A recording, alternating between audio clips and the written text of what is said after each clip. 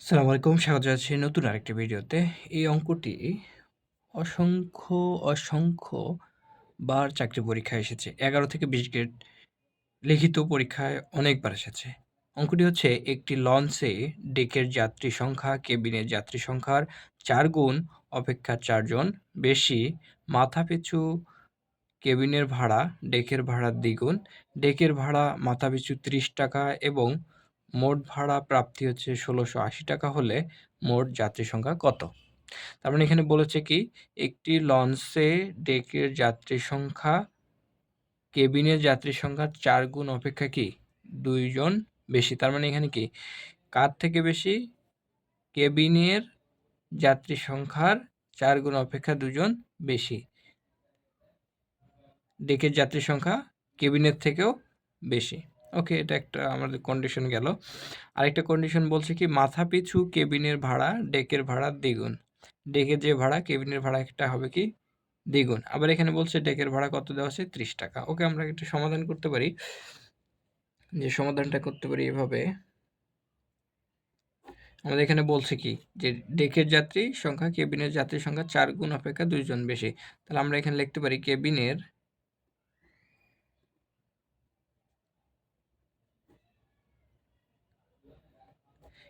যাত্রী সংখ্যা কত? ধরলাম যে হচ্ছে x জন। ঠিক আছে? তাহলে কেবিনের যাত্রীর সংখ্যা যদি x হয়, তাহলে ডেকের যাত্রীর সংখ্যা কি হবে? ৪ গুণ অপেক্ষা ২ জন বেশি। ৪ গুণ মানে কি? ৪ গুণ অপেক্ষা ২ জন বেশি। তাহলে হচ্ছে ডেকের যাত্রী কত হবে? ডেকের যাত্রীর সংখ্যা হচ্ছে ৪ গুণ। তাহলে 4x ৪ গুণ প্লাস হচ্ছে কি ২ জন বেশি, ২ জন বেশি। তো 4x প্লাস 2 জন হচ্ছে কি ডেকের যাত্রী সংখ্যা। এখন এখানে একটা কন্ডিশন আছে। এখানে একটা কন্ডিশন আছে। কন্ডিশনটা কি বলছে? যে ডেকের ভাড়া হচ্ছে মাথাপিছু ৳৩০। ওকে, ফাইন। তো কেবিনের ভাড়া ডেকের ভাড়ার দ্বিগুণ। তাহলে কেবিনের ভাড়াটা হবে কি? ডেকে যারা আছে তাদের ভাড়ার কি এদের ভাড়ার থেকে দ্বিগুণ নিতে হবে কার? কেবিনের ভাড়া। ওকে। এখন এদের ভাড়া কত করে? Per person. মাথাপিছু এখানে বলছে মাথাপিছু মানে কি পার পারসন। তাহলে এদের ডেকের যাত্রী কত?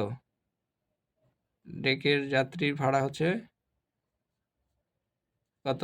৳৩০। ৳৩০। তাহলে হচ্ছে ডেকের যদি ৳৩০ হয়, কেবিনে কত হবে? কেবিনের ভাড়া হবে কত? ৳60, দ্বিগুণ যেহেতু। ওকে, ফাইন। এটা এক্সট্রা, এটা লিখতে হবে না। তো ডেকের যাত্রীর সংখ্যা হচ্ছে কি 4x প্লাস 2। তাহলে হচ্ছে কি কেবিনের যাত্রীর ভাড়া কত হবে?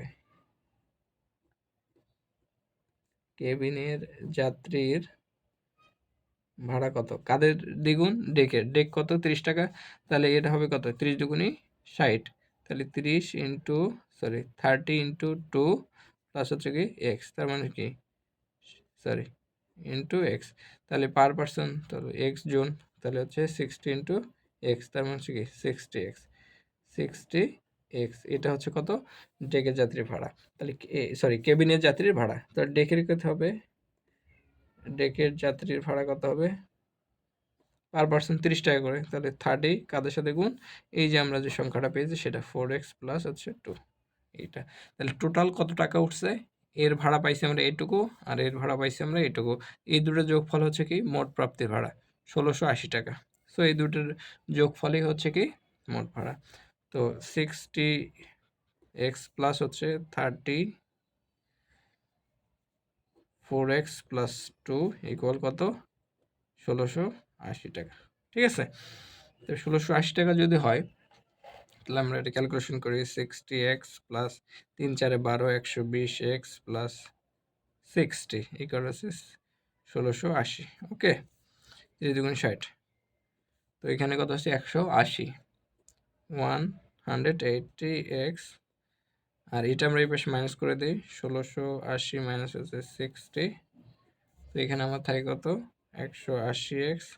এ পাশে আমার থাকতেছে কত? ১৬২০। এইটাকে যদি আমরা ভাগ দেই, তাহলে হচ্ছে ১৬২০ ভাগ হচ্ছে 180।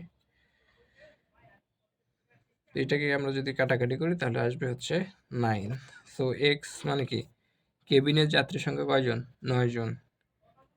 কেবিনের যাত্রী সংখ্যা কত হচ্ছে? 9 জন। এটা হচ্ছে কি? তাহলে কেবিনের কি পাইছি?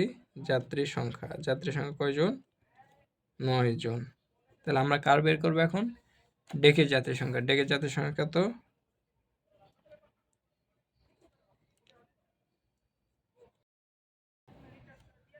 ডেকের যাত্রী সংখ্যা হবে কি 4 ইন্টু এক্স। এক্স এর মান কত?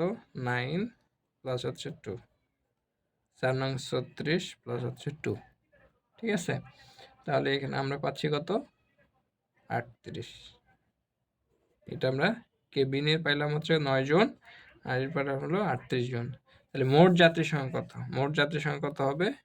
মোট যাত্রী সংখ্যা হবে মোট মোট যাত্রী হবে কত? 9 প্লাস এই যে 38, 38, 8 আর 9 হচ্ছে 7, 47 জন। তাহলে হচ্ছে এই লঞ্চে মোট যাত্রী সংখ্যা ছিল 47 জন। Thank you.